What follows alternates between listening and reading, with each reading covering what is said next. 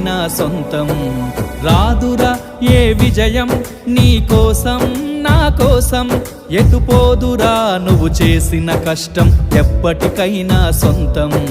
కాలంతో పయనించే వాడికి కానిది ఏముంది, సాధనతోనే సాధ్యమవ్వునని సదాశయంతో సాగర ముందుకు. రాదురా ఏ విజయం నీ కోసం నా కోసం, ఎటుపోదురా నువ్వు చేసిన కష్టం ఎప్పటికైనా సొంతం.